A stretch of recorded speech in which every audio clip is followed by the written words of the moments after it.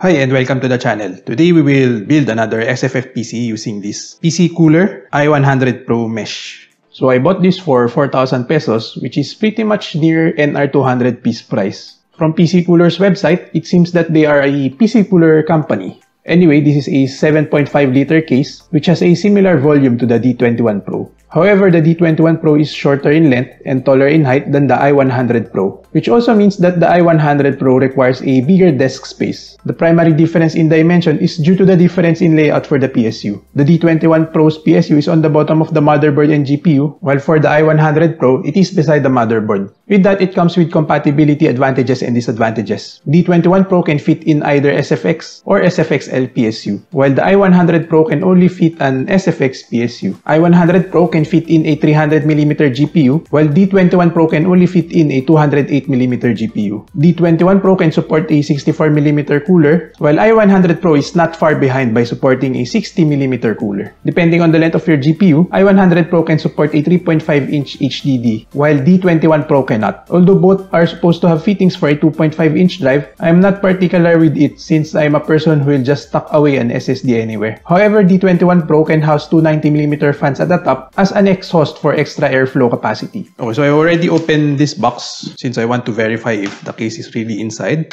So upon opening, you will see the case itself padded by foam.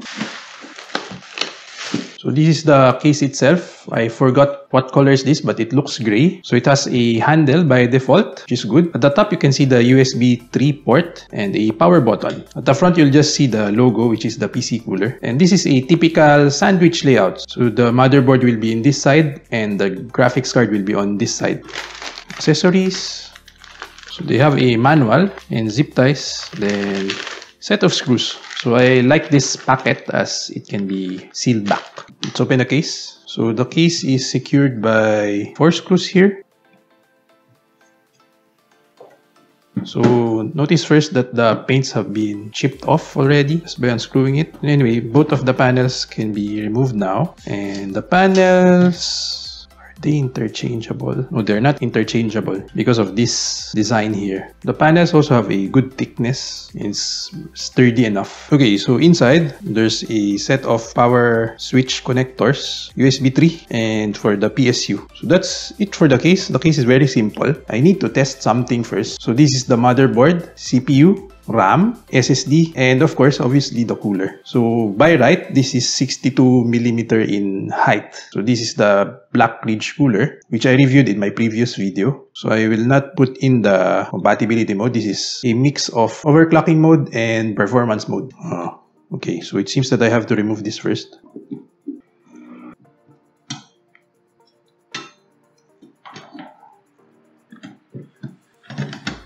Okay, I'm doing a proof of concept first. I'm not sure if this will fit. Since this is a relatively tall cooler, so as you can see from the side, it's really tall.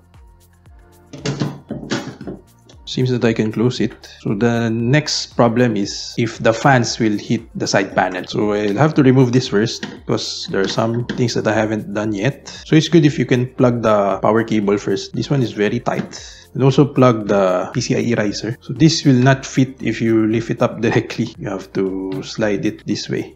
So this is the PCI-E Gen 4 riser. Oh, it will not fit. So you have to put it from this side. Put it on this side first. So I need a 24-pin. This is an 8-pin PCIe. And of course, the CPU. So I'll put the CPU first since it's hard to reach. So for this, it will be facing like this. Based on the orientation, it will be like this. For that part, you need PSU screws, which looks like this. Oh, I forgot to introduce it. So this is the Cooler Master V850 Gold. It's an 850 watt SFX power supply. Looks good enough. So for this, you have to put it here, like so. I'll put it later since this is a bit tricky to install. For this, remove the rubber band. Don't need it. So it has power switch, power LED, and HDD LED. There's no reset switch. Power switch, go this way. Power LED, plus, minus, minus, then plus, then LED this way. Oh yeah, plus, minus. Okay. This is the USB 3.2. There you go. So that's the riser. Sorry if you were not able to see it. So the riser will fight back. So be sure to help in pulling it down. Okay, I dropped it already. So again, this is the PSU. Make sure to turn it on before you install it. Then it's good if you can plug some of the power already. I'm not sure how do you route the graphics card. So I think I can route it below and then up. So let's plug the cables first before we screw it. Otherwise, it will be tough to plug later on. Motherboard. Okay, make sure that it clips. Okay, sounds good. There you go. I think later on it will be cramped here, so it's best to plug the motherboard power connector. Whoa, barely fits. There you go. Let's secure the motherboard first. To secure the motherboard, use the screw with a crown. Secure lightly first. Ensure that all holes are aligned before you secure them tightly. Okay, so now you can secure it tightly. I should say around 95% tight, not 100%. Don't over tighten. There, found. So the other screw hole is blocked by this power connector. I'll secure this first. Okay, I'll just use the magic square to point the screw hole that I cannot screw because it is blocked by the power connector. There's also another screw hole in the middle. I'll try to secure it there. Okay, seems secure enough. Power cables, yeah, there you go. Now for the other side, so this riser is a 185mm riser. Let's remove the screws here. Anyway, for the graphics card, I'll be using the Gigabyte RTX 3060 Gaming OC. So there's a lock here, which will secure the graphics card somewhat. Make sure that power cables are not that seen. So technically it can fit a 300mm graphics card, but this is the longest one that I have. I don't know which ones will I use. I'll try to use the power supply screw first. Dusty, this thing. Okay, so the build is done.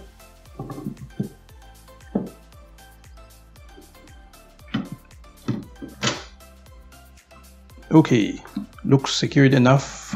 Side panels are not that bulging. For this one, it's very flushed. But for this one, it's not that bad. It's not something that I will get angry on. So look at the front, looks okay. The handle is amazingly sturdy. Anyway, that's it. I'll have to test this now and get back to you. Okay, as for post-build comments, I had no issues with it since it posted immediately. However, the PC thermals were simply not good. At an intake CPU fan and closed side panel configuration, I ran FF15 for 30 minutes and the CPU temps averaged at 85.6 degrees Celsius with a max temp of 90.3 degrees Celsius. For comparison, at an open test bench, the average is just 56.63 degrees Celsius. The GPU averaged at 77.24 degrees Celsius with a max temp of 80.8 degrees Celsius. Although I have lost records of it on an open test bench, I did have evidence of this GPU working at below 70 degrees Celsius. With Cinebench, since the case gets hot, I noticed that the GPU fans are sometimes spinning, indicating that the ambient temp within the case is getting hotter. I also tested it in 3 more different configurations: fan as intake and open side panels, fan as exhaust in both open and closed side panels. The results are pretty much the same, with the exhaust config having the better GPU temps and the intake having better CPU temps. Anyway, the outcome for this build is bizarre. My theory is that the heat is trapped within the case. First proof is that the GPU gets hot at intake even with Cinebench. Even at open case config, there are still some huge spikes for the GPU to turn on the fan, meaning that the case was not able to expel the heat and clog even the GPU. And second is the CPU gets hot in all configurations. The CPU cooler performs best at intake, however the ambient temps inside the case can't keep up with the load and it just gets warmer and warmer. And for me, the main culprit is actually this mesh design of the side panel. For me to prove this, here's a paper towel, a fan, and a dust filter. So for the first demo, here's a paper towel in direct contact with the fan. Here's the dust filter in between the fan and the paper towel.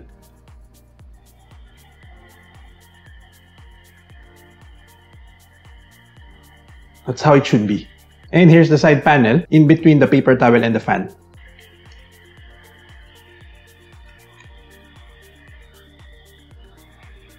So yeah, there are some air that can pass through, but it's very limited. With that, I firmly believe that this is the main cause of the case being an oven. Sure, adding exhaust fan at the top would help, don't get me wrong on that, but I think that's just part of the equation, since the air will have a tough time moving out from these mesh panels. As for these panels, I think they need to redesign this. The holes are designed in a way that it doesn't let much air through. Looking at the mesh side panel and the dust filter, their holes have the same diameter. However, the dust filter has more frequent holes than the mesh side panel. Sadly, it's not as simple for a PC cooler to just make as frequent small holes since it might affect the rigidity of the case. That is why my recommendation for PC cooler is to redesign it altogether. Overall, sadly I'd give this case a skip due to thermal performance. Sure, you can plug in a cooler CPU like the Ryzen 5 5600 and a cooler GPU like an overbuilt RX 6400. Still, I would not risk my components to be suffocated in this oven. Also, don't get me wrong, I tested the i100 Pro and not the i100 and i100-2. Those two seem to have better cooling, but of course, it still needs to be tested. With that, I'm still looking for an acceptable 7.5